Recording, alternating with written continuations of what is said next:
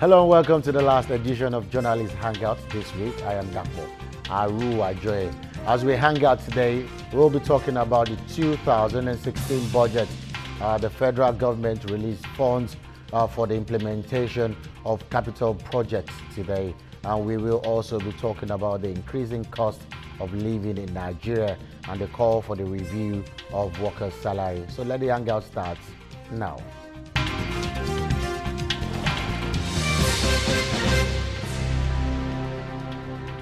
Now that a litre of petrol sells for 145 naira and electricity tariff has been jacked up, the cost of living in Nigeria has become very high.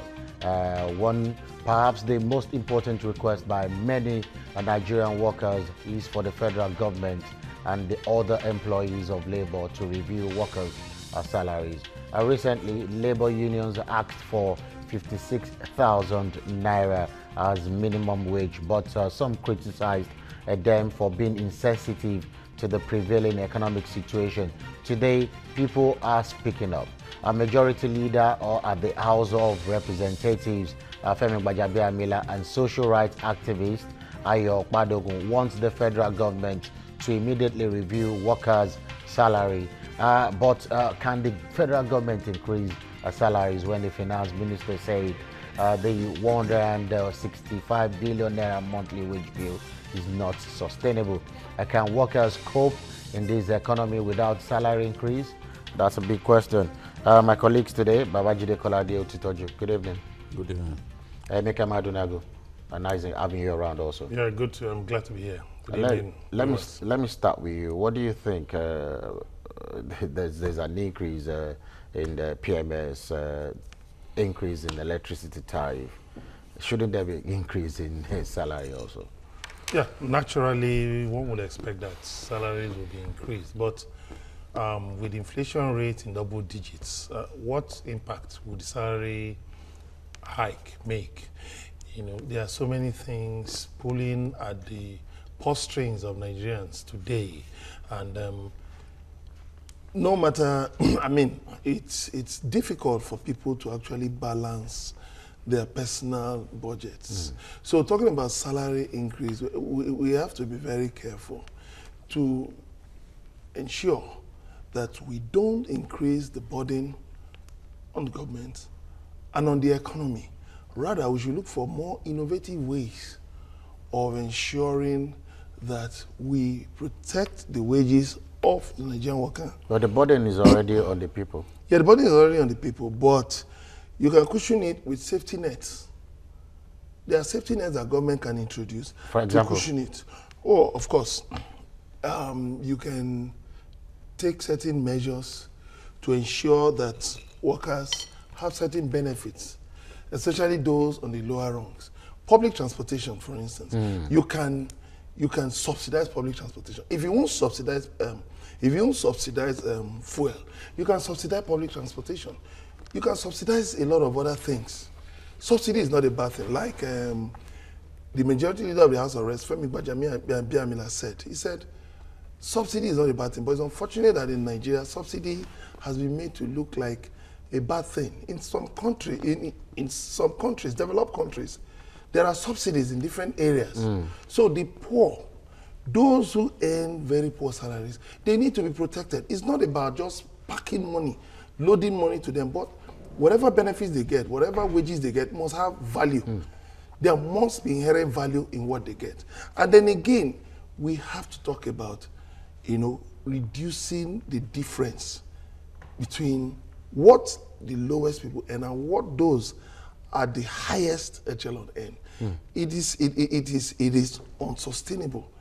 It is inexplicable. So what you're saying, we rather cut their own salary? Yeah, we should reduce their salary. We should reduce their perks of office, because even without the salaries, the perks of office, I mean, you're talking of fuel now at 145 naira per liter, and you have palm sex, you have directors who ride V8 SUVs. Now, what does it cost to fuel a V8 SUV? It can't be less than 20,000 naira now. And where is that money coming from? It's coming from the economy. So if these people can, if government can reduce some of these things, let some of these people pay for some of these things. Yes, it's the official car, but you pay for it from your pocket. You pay for the fueling from your pocket. You pay for certain things. Housing, for instance, you can have free accommodation because the poor people don't have free accommodation. So why should you have free accommodation? Whatever it is that government that you have aspects should go to the poor, should go to those whose salaries, hover at a certain level. Now, I believe you can build it, you can build all these things into that new minimum wage. So all of it doesn't have to be physical cash that you just go and withdraw from the bank. Okay. There are certain things you can enjoy. Yes, you can adjust the money a bit, but there are other safety nets that should be fixed into the wages to reduce the burden. Yes. Okay. Jida, what do you think? I think now that the subsidy on fuel has been removed, the best thing we need to do is to address the golden elephant in the massive room. Now, how do we do that? We ask ourselves whether the Nigerian worker under the current situation can survive. Can they? I have my doubts. And one thing is certain, the Constitution requires that the president provides the Nigerian workers with a living wage. It's a constitutional thing.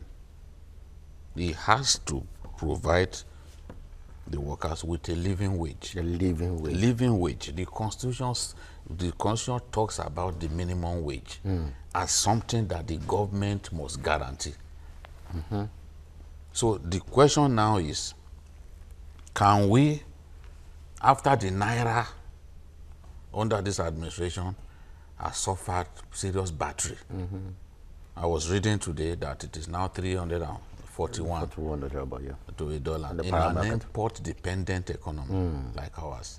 Virtually everything is affected. That suit that you are wearing, because it's affected by the weakness of our currency against the dollar. The black wristwatch that you are putting on is also affected. So virtually everything. Even the seaway, the water that we drink. You know that the price has gone up steadily in the last 4 months. Yes, 4 months. Now, how does the worker continue to cope? That is why I believe that what the majority leader, Gbajabiamila, said is very germane. He spoke the way a politician should speak, because politicians should not be callous and should not think that, oh, the people do not matter. So he spoke like somebody who cares for the downtrodden in our society. Even though he's part of the ruling party. Saying, yes, you can be in the ruling party, you can be the ruling class. You can be a multi-billionaire, but you must have empathy. Yes. You have a conscience. You do have a conscience. You must put yourself in their shoes. That if I were to be a Nigerian worker on 20,000 naira per month, will I be able to live on it? You feed, you transport. So he's saying, Gbajabiamila is saying, look, we can't increase the cost of living and expect salaries to remain where they are. So he really impressed me. He's been there for many years, one of the longest serving Nigerian lawmakers. I've not been impressed by him on many occasions. But this time I can tell you that on this occasion, I'm really impressed. But what do you think about Emeka's, that the government needs to cushion the effect? The reality is, well, the reality is we have saved some money, or we are certain to save money from the removal of oil subsidy.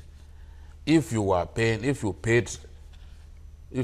made subsidy payments to the tune of 1.4 trillion in just 2 years, what we are saying is that part of that money that you have saved should go to giving the workers a fresh minimum wage. I don't think that, given the situation that we have on ground, if you have a car, for example, if your car,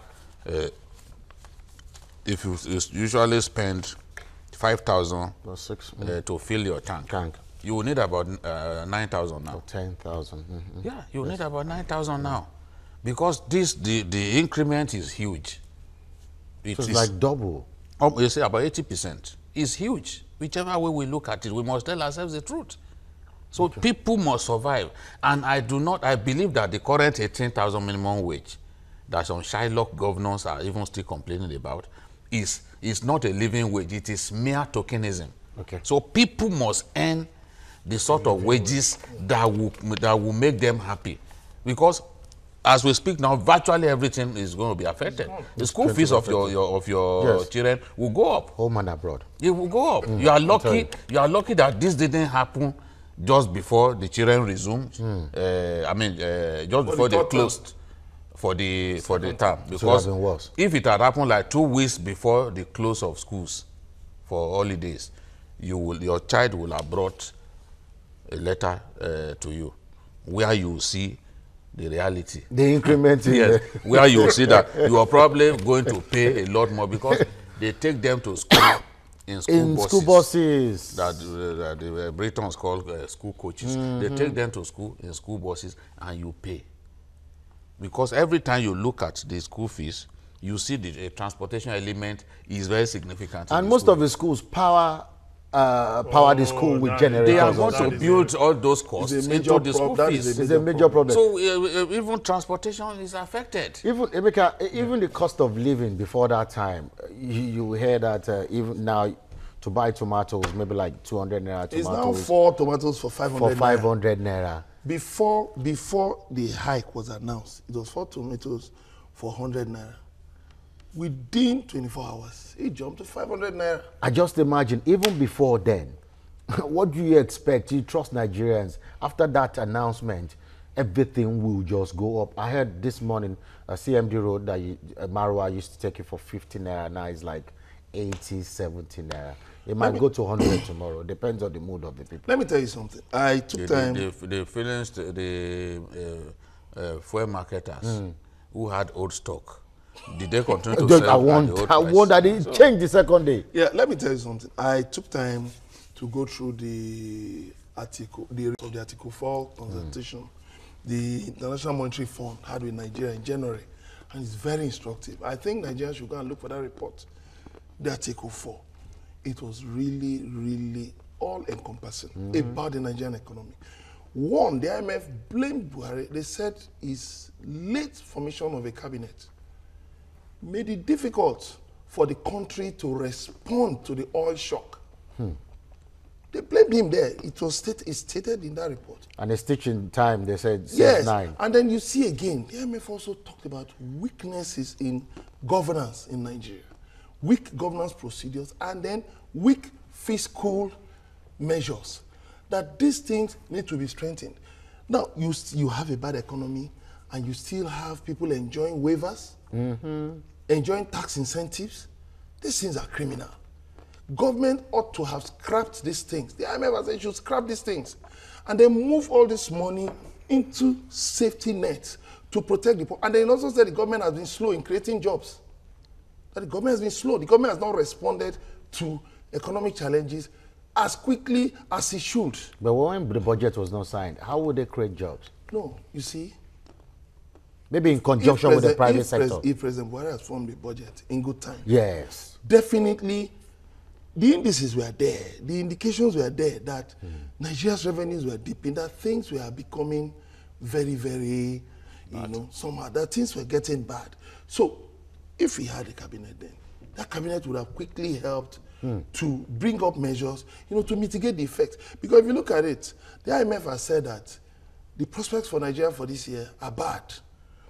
But that next year, if oil prices improve, and then government improves its fiscal management, and some other things are done, that next year will look bright. But of course, people have to survive this year. Is this what Okonjo-Iweala was almost echoing then, tighten your belt, tighten your belt? It seems... Yes, they were echoing it, but what measures did they take? Ooh, yeah. What measures did they take? Thankfully, you see, I want to say one thing. The international community loves Nigeria, but we don't know. We don't take advantage of our partnerships, of our relationship with the international community. And that is why we react rather than being proactive to a lot of things. Now, you find out that the sum of 300 billion is supposed to be made available to medium, small, MSMEs, to small and medium scale enterprises. 300 billion naira is supposed to be made available. From the middle of this year, a Development Bank of Nigeria is supposed to be formed to provide financing for youths, for women, to set up businesses, to set up ventures, so as to stimulate the economy. It's a good thing that the government, has realized these things and is trying to move fast. But again, government needs to look critically at the subsidies it's giving to its officials. Government officials can be enjoying subsidies and the poor are not enjoying subsidies. It's immoral, it's criminal. What do you mean the government officials enjoy subsidies? Free food, free accommodation, free travel. A lot of these things should either be scrapped or should be drastically reduced. And that will make a lot of sense, Jide. What do you think? Because we are going to be saving a whole lot. A lot of money. Can you imagine fueling the car of a government official, a V8? And it's not only one V8 that is in that convoy. Maybe you have like six or thereabouts in that convoy. So imagine 20,000 times 6. Times 6. That's 120,000 just one day. Wow. Maybe one trip from Lagos to maybe Ibadan. And when they are coming back, they will again. It's atrocious. You see, I want the new minimum wage for workers. Not because I will benefit from it, but because it is really desirable at this time. In fact, I do not see an option, except if we want to guillotine our workers, the way Hitler did. Those, if we want to take a decision to just kill workers, then we'll leave their wages the way they are. I'm also in support of the right sizing of the civil service. Yes. I believe that the civil service, the federal civil service, the civil service in the respective states, they are overbloated. Something must be done. And when that is done, when we kick out dead woods in the system, people will be able to earn the wages that they deserve to earn. As we speak now, Nigerian workers are not earning the wages that they deserve to earn. Good evening, Fidelis. You're calling from Benue.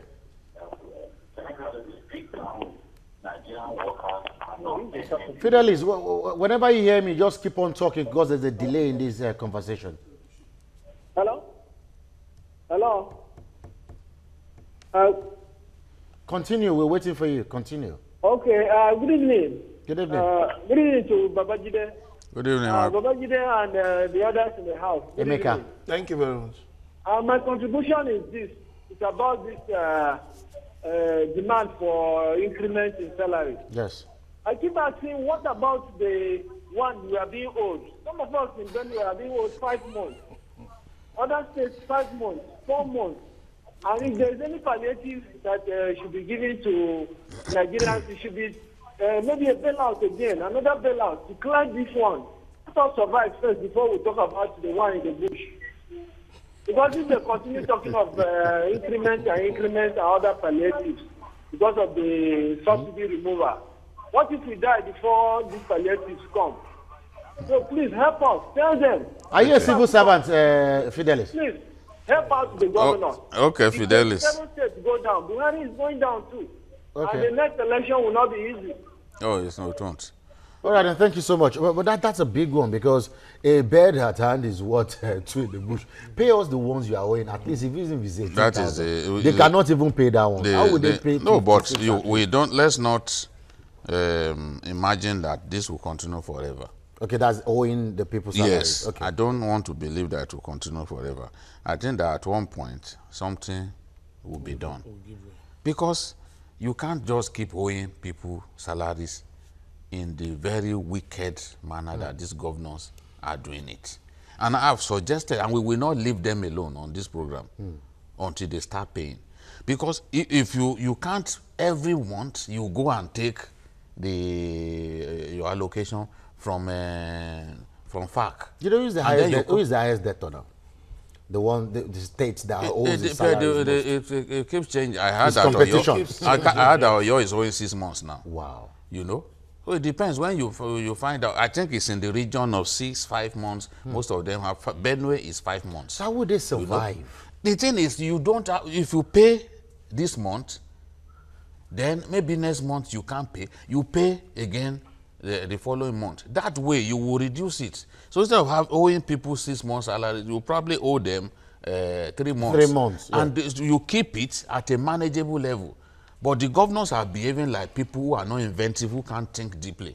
Because what really, if, yes, your old, your wage bill stands at 4 billion, and in the past you are taking 5 billion from the federation account, you can settle this liability, 4 billion from it, and also have enough to do other things, refuse clearing and the rest of them that also cost so much money.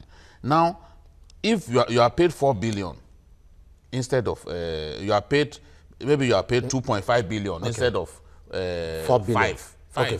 Okay. Let's say you are paid 2.5 billion instead of 5. What you can do is to say, okay, out of these 2.5 billion, let me set aside maybe 1.8 for salaries. You set it aside.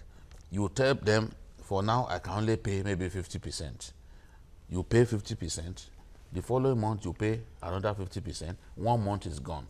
You keep it at a manageable level so that when the bailout comes, or another money is shared, you know, between the states and the federal government, what you have on ground, you will clear it easily. But these people are just refusing to pay, and I've not seen the president make enough, make an issue out of the fact that these governors are not paying. The last time he spoke, he said he was disturbed that governors are not paying. But it's really irresponsible. I think they deserve harsh words from the president. Having bailed them out the first time, they deserve harsh words from the president, and they deserve to tell the president that, look, this is what we want to do to clear this backlog of unpaid salaries. But they are not doing anything. And the question is, in this same country, we have states like Cross River even increasing workers' pay. We have states like Anambra increasing workers' pay, and they are not owing. We have states like Yobe. Edo just did. Yobe State, they are not owing salaries. We have states like Edo State. Oshomole even explained to us how he was able to consistently pay salary, because you know it will be such a massive shame to hear that someone who was once the president of the NLC is one of the governors who cannot pay salaries regularly. It would thoroughly damage Oshomole's reputation as a labor leader. Ebi, good evening. You calling from Bayelsa? Yeah, good evening. Good evening, sir. Tapo. Yes, good evening. Emeka and Babachide. Good evening. Good evening. Yes. What I want to contribute is, I've been hearing you, especially Babachide, saying that these governors, they are wicked. It is true that they are wicked, but the truth about Nigerian governors generally, which of course all of us will know, is that their reason, their first motive of coming into politics, we should examine it. The reason why they play politics is because of money, not after the welfare of this. It's just unfortunate that I think it's clear. the economy turned out to be like this, and they are still going to recoup the reason why they came into politics. Yeah. That is what we are passing through now in Bayelsa State. In Bayelsa State now, this is the 5th month now that is not paid salary, and there is no reason for that. No reason. And Ebi, are you a civil servant? See, I am a civil servant. How have you been coping? But that is, if you recently you accepted me as a friend, as in your Facebook listen. If you check my account, my Facebook, you will see that in Bayelsa State we don't even play the music. I don't receive a lot. God will. If you play, it's like a taboo. Wow. Ebi, before the election, the governor was not owing. So how come this is happening now? Yes, let me answer that question. As the governor, as a politician, he wanted to come by all means, and the money he spent in this election was so much. And I'm sure he borrowed this money to conduct the election, and he has to pay back. Every single person in Bayelsa State collected 3,000, 4,000, 5,000, 10,000 from him during the election. Wow. Some of you went to Bayelsa. You saw it. People paid. When you collected money from them, from the politicians like that now, won't they recoup that money? And there is no money to recoup that money. That is one of the reasons why it's happening like this. But for a solution, let me come to the solution.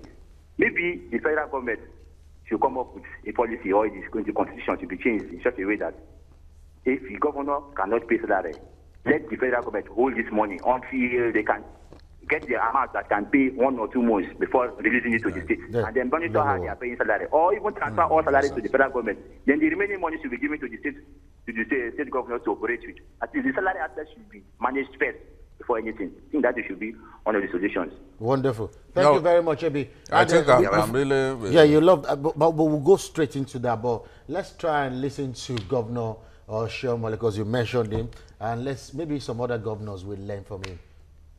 I have chosen to accord wages the #1 priority.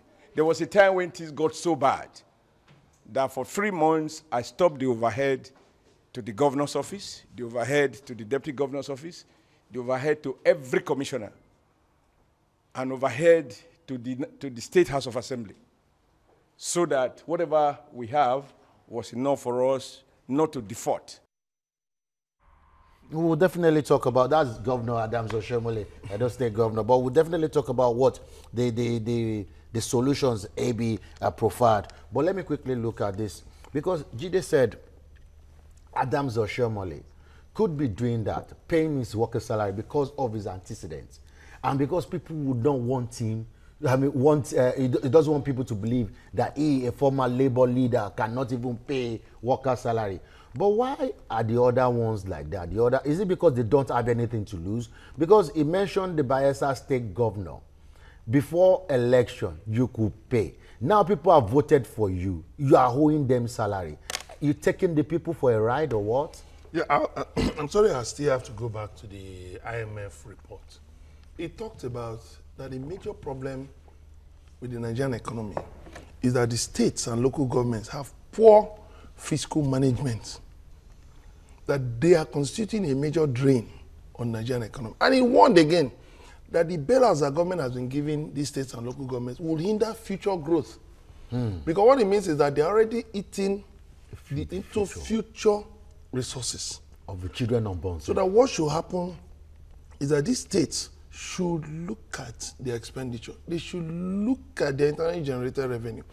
And then the taxes they get, the revenue they get, should to pay salaries. But is it not possible that these states, the governors of these states, are actually being myopic? Show us how they are even spending. They are being myopic. I'll give you an example. Okay, now, commodity prices all over the world are doing well right now. Look at the price of cocoa. Look at the price of palm oil in international markets. And we know that many states in Nigeria have arable land for agriculture. When these governors came in, why didn't they pay much attention to the non-oil sectors in their states? Like agriculture. Like agriculture. Why not turn agriculture to a business? Why not? I remember when we were growing up, when I was in school, schools then, where, they had farms. Farms. Yes. Farms. Everywhere. Are you telling me that the schools in Lagos State, for instance, cannot at least contribute to a large extent to the food chain in Lagos? What are we talking about? They just don't care. But what they do is they spend money building stadiums. They spend money on all kinds of projects. Bridges. And then it will be difficult again for them to maintain the structures they have in the civil service, because, like you just said, you need to right size. Some of these people, maybe they need to find their way into the private sector. Is it right size or downsize? Right size, as in, which is better. As in right sizing is better size. because you can just downsize and even clear people who will be useful to the service. Okay. But in right sizing, you look at people whose competence, maybe whose ages or certain other things, their qualifications, can really help the state to move forward. And then again, these governors don't even see the fact that we are in an emergency. You need to read this IMF report to see how you see the minus.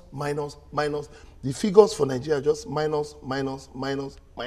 declining revenues, declining, everything is declining. They don't believe we're in an emergency. And they are not, the reality is they do not want to even moderate their excessive lifestyle. They don't want to moderate all those things that they've always AIDS done. And everything, yeah, they'll keep on doing it. Like flying jets. Charter jets. They continue to do that. They don't want to be in the same aircraft with you and I, as if we are going to eat them raw. You know, so they just don't want to adjust to present realities, and that is why we are in this problem. You can imagine a governor spent 3 days in his state, he spends the next 4 in Abuja. That is what happens. The governors hardly sit in their states to work. And if they are not in Abuja, they are in Europe, they are in UK or America, just traveling. Let us go to the AB's solution. What do you think? Can I quickly take Hamid and I'll come to that? Good evening, Hamid. Good evening. Is it Emmanuel? Sorry, yeah, good evening. Yeah. On the issue of punitive measures that people are talking about, okay. I think instead of giving state governors loan to put the state into more debt, I would advocate that the money that is being recovered from the removal of subsidy can be plunged into the allocations for the state so that we'll be able to pay salaries. Because other people are talking of increment when states are unable to pay salaries. And when you cannot pay the old rate, how will you be able to pay the new rate? So instead of giving it to them as loan, I'm not talking about states alone. let them give them as their allocation so that they will be able to measure up with the former allocations. Because the previous government, they talk about palliative measures. And at the end of the day, the money of the palliative went into few hands. Like when they talk about transportation, it was few individuals who benefited from government. And the real people who are supposed to enjoy these palliative measures, they didn't. So I'm of the opinion that the federal government, whatever they will recover from the removal of the subsidy, should be plunged back into allocations so that states will be able to pay. And I believe with that, I think government will get a long way, after which whatever remains from there can be plunged into other areas of investment. Thank you so much, Emmanuel, for that. What do you think? I think the mistake that people are making is that when we talk about the need for salary increase, they think only states, I think we are talking only about states. So they keep saying, oh, when they cannot pay salary, after all, the federal government pays salaries consistently. And a minimum wage is supposed to be complied with by both the government and the private sector. It is a law. So when we talk about it, we are not talking about state governments alone. Please, we are saying that in Nigeria, that there should be an increase in minimum wage, which will be across board. It's not civil. It's not states alone. We know that some states are unable to pay, but the reality is, even when we talk about that some states are unable to pay, we know that at least 7 or 8 states are able to pay. Yes. So we cannot lump everybody together and say no, don't increase because people cannot pay salary. No. How about the private sector? The private sector is a bigger employer of labor than even government. Okay, that's the point. Let's talk about the solution AB preferred. It was talking about the federal government even monitoring, or is it monitoring now? Yeah, the governors in the way they spend this allocation or the bailout. I wish that this is something that President Buhari can do. I wish he can put such measures in place.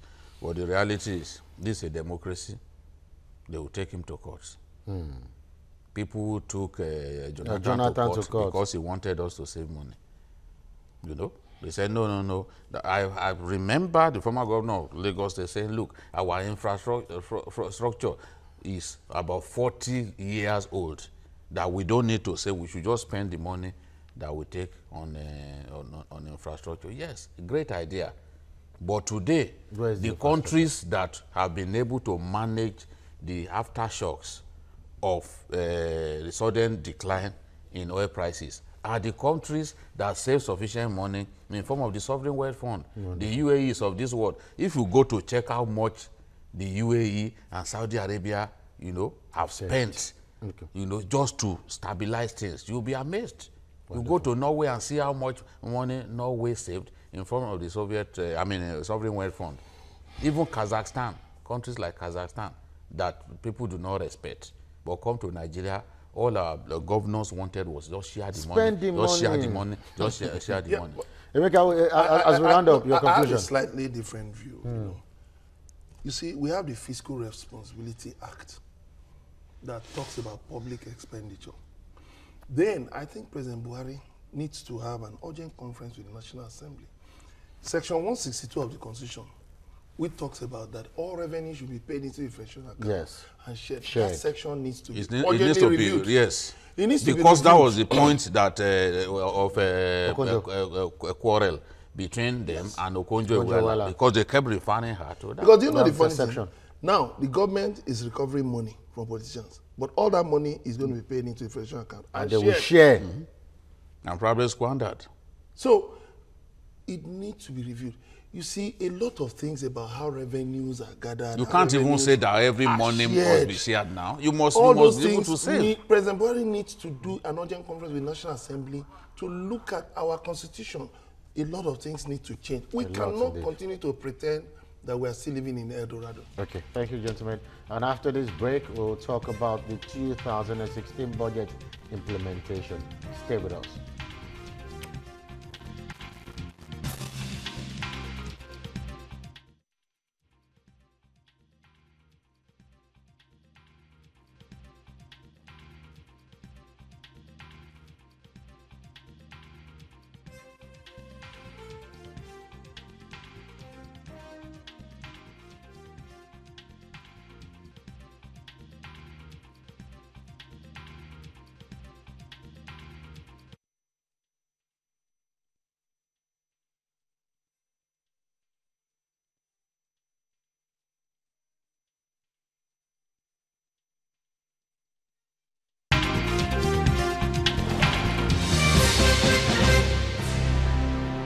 Welcome back. The 2016 budget is called Budget of Change.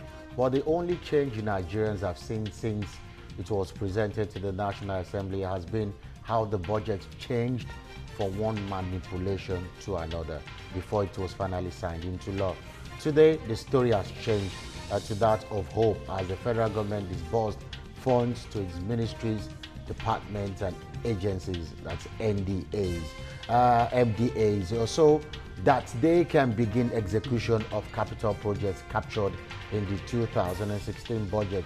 Interestingly, the federal government has ordered all ministries and government agencies to produce monthly reports on the extent of work done to ensure 100% implementation. In fact, the President Buhari was quoted saying no money will be paid to any contractor without a tax clearance. This implementation strategy looks great, but how will it stimulate the economy? That's a great one there, Jide. What do you think about how will it stimulate the economy, really? Of course, if Nigeria were to be transformed into one big construction site, you know that many people will get jobs. Look at Dangote's refinery, for example. 60,000 engineers will be employed. They are going to work in phases. That's like 60,000 families. Yes, of course, you know, with their dependents and all that. In some cases, up to 15 people are hanging on one person. You know, we're Africans. No. Once you begin to do well, you ask that they bring your cousin or someone to come and stay with you, and then you groom him. Yes, you groom him, and then he too will remember you positively when he makes it in life.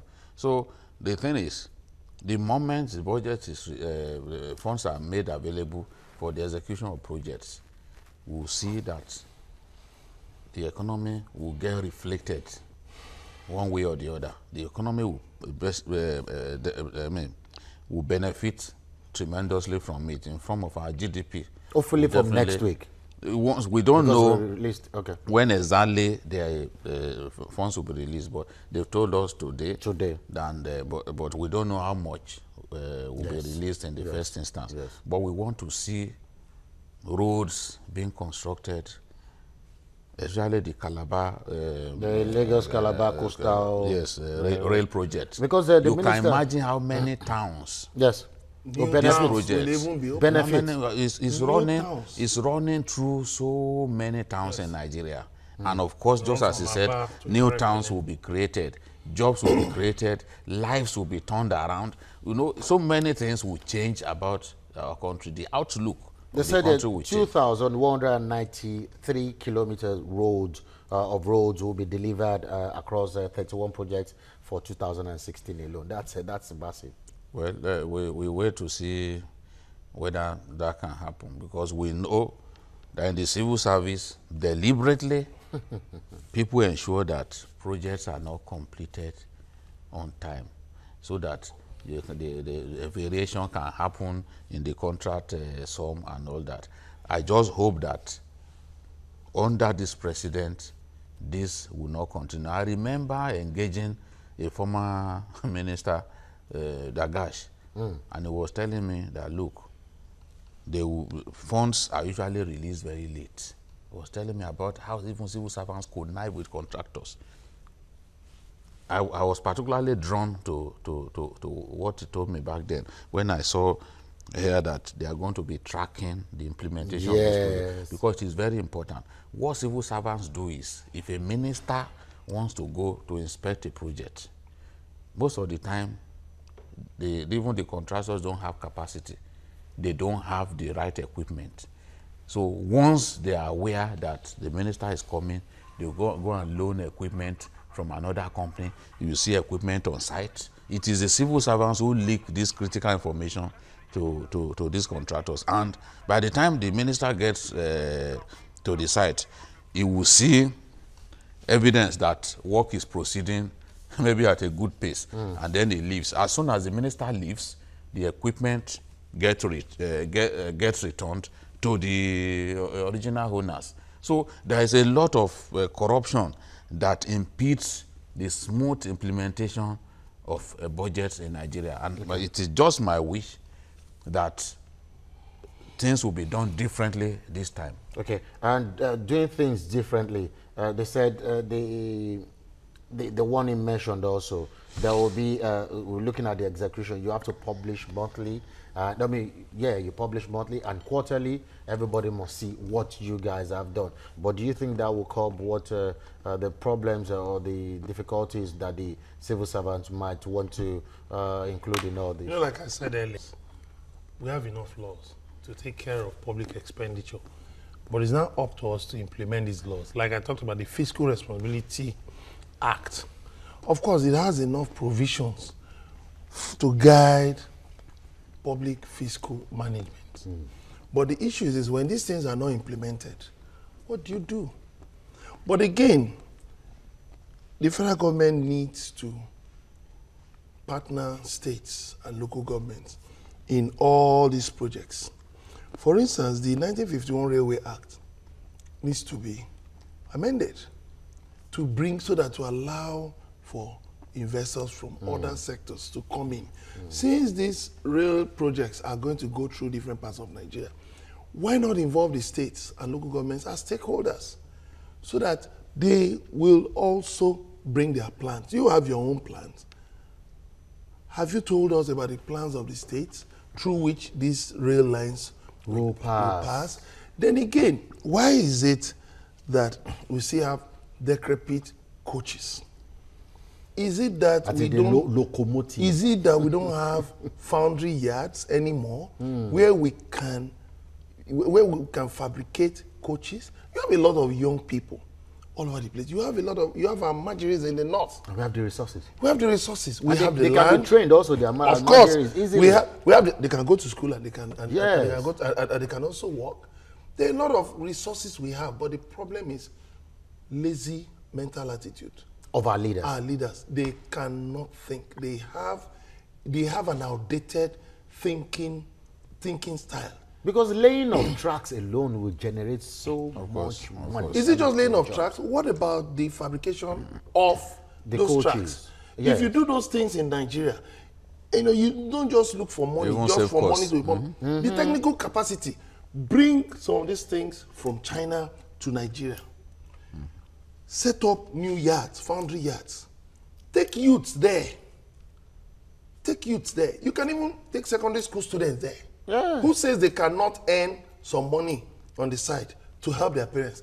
Who says that undergraduates cannot get some training and earn some money while working on those projects? Even the uneducated, Even can the get engineering trained. corps of the army Yes. can be part of this. Can be part of it. That's After all, the the way- engineering corps of Nigerian army built a bridge in Yes. Osun State. I know the bridge. Yeah. They built in Osun State. They did a lot of. They've done a lot of things all over the country. Okay. So what I'm talking about is that our leaders need to change. They need to update their thinking to 21st century. So we cannot leave this on the laps of the federal government alone, right? They need to help the federal The government. federal government needs to bring in the private sector. It needs Yes. to bring in the states. That's what they said, and really. the local government. It also needs to bring in the international community, because there must be monitoring across all sectors. All sectors. And sorry, I go back to the IMF report again. It talks about that power is a critical ministry. Yes. It talks about the fact that jobs must be created as quickly as possible. There are a lot of reports. Ease of doing business. The World Bank has talked about that. Nigeria, they talked about the fact that Nigeria is a difficult place to do business. We must improve the ease of doing business. Yeah, it is mentioned Right also. now, we have a bad credit rating. They said the government said they're going to move us 20 places up in the ranking of doing business. Yes, you're going to move us, but No, how we are you want- going to do that it? is been- that is How are been you sure slowly done. the 300 billion that's been earmarked for MSMEs will not go to the cronies, proteges of politicians? Government has not brought out a blueprint to say this is how this money is going to be spent. All we've heard is, okay, the Bank of Industry saying people should bring proposals and all that. No, there are better ways to do this thing. Okay. I'm talking about Because we need to talk about restructuring the framework also. I mean, the time frame of, now they're talking about the complete implementation, 100% implementation could be in May now. Can you, they can't achieve 100% implementation. even in May? Let's not come here and deceive ourselves. The funds are not there. We can swear to God that can happen. The funds are 100% not there. implementation? How? In Nigeria? So how many Yes, no, Buhari is not a miracle worker. In fact, just like one of our viewers tweeted, he seems to be alone in the corruption war. You know? Because many things account for the non-implementation or full implementation of budget. Corruption is a factor. Corruption is a bureaucracy. Deliberate delay. Even with, during the Jonathan regime, you hear that money has not been released for a particular project, and the year is running to its end. Money will still not be released. It's a culture, it's a Nigerian culture. I believe that someday we will be able to defeat corruption in our country. But not soon. But it's not soon. No, it won't happen so soon. It will take a while. It will take a while, and we need to have the right laws in place. The judiciary must be part of the war. Because right now, when I look at the politically exposed persons who have not been served justice, I ask myself that what kind of country is our own? And some of them will still end up in the Senate because in 10 years, you've not been able to serve justice on these people. If they deserve to be put in jail, put them in jail so that other people can learn. But in Nigeria, it's such a big problem, you know. I saw clearly that the National Assembly, you know, the constituency project, Yes. the executive 100 reduces billion. to 60 billion. 60 billion. They finally, maybe part of the fence mending that happened, they've been given 100 billion. 100 billion. Nigerians owe it a duty to monitor their representatives in the Senate and in the House of Reps. So the honors lies in the Nigerians. Whether they actually do constituency projects or not. Baraka is calling from Kaduna. Good evening, Baraka. Baraka, we're waiting for you. Good evening. Good evening. How are you? I'm fine. Okay, your Okay, contribution. sorry for interrupting you. No, it's all right. Your contribution, please. Good evening. Good evening. Good evening.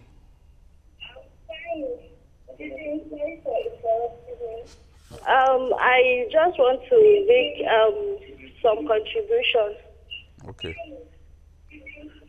Okay, Baraka, do us a favor. Stop listening to yourself and you turn down the volume keep of talking. Your, Just of keep your talking. TV. Just keep on talking. I want to sincerely congratulate all well-meaning Nigerians.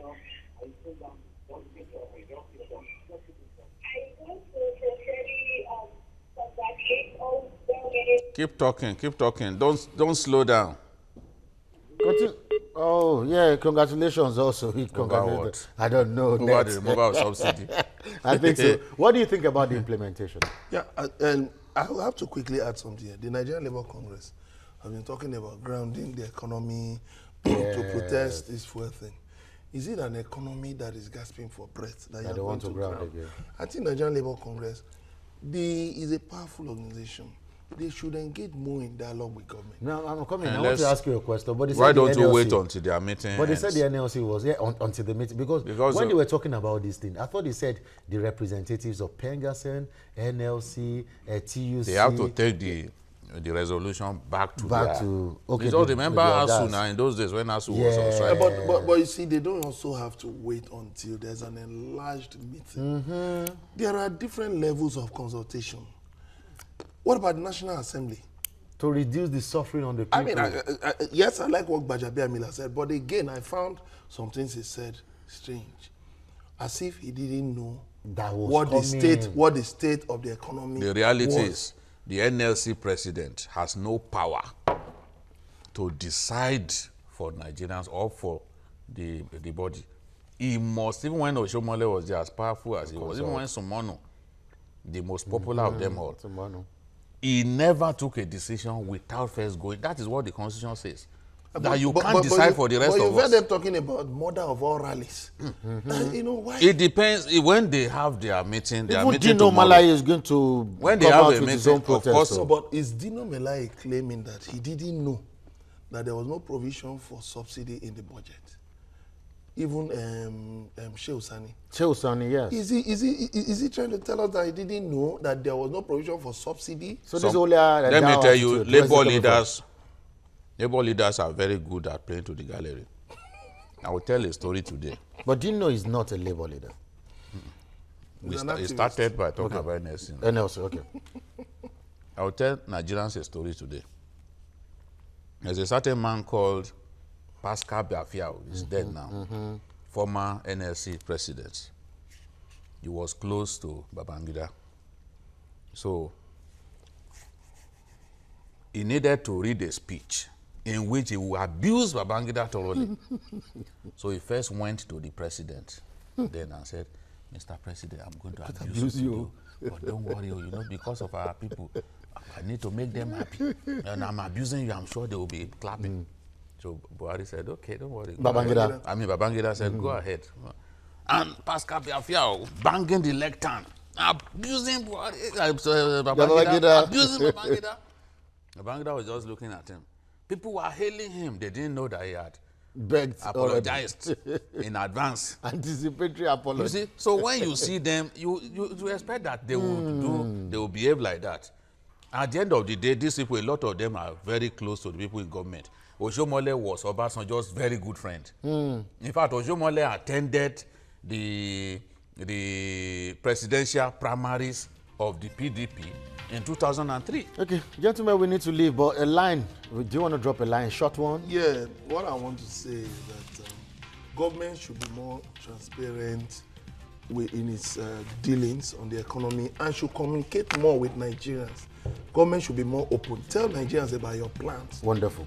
Well, that's witty, short. Nigeria, can you do that short one? I want greater transparency. The IMF has told us that is the way to go. We need to know how states are spending their funds. Wonderful. So that we can sympathize with them if they can't pay. Wonderful. Right now, they don't want us to know how they are spending. And we have to know. And we suspect that there's a lot of stealing going on. There's a lot of wastefulness going on. That's why they can't pay salaries. Wonderful. Thank you very much, Babajide Kolade Otitoju and Emeka Madunago. And for those that have called also and tweeted, thank you so much. And that's all on Journalist Hangout this week. Join us for more interesting episodes of the program next week, and watch the repeat broadcast tonight at 11.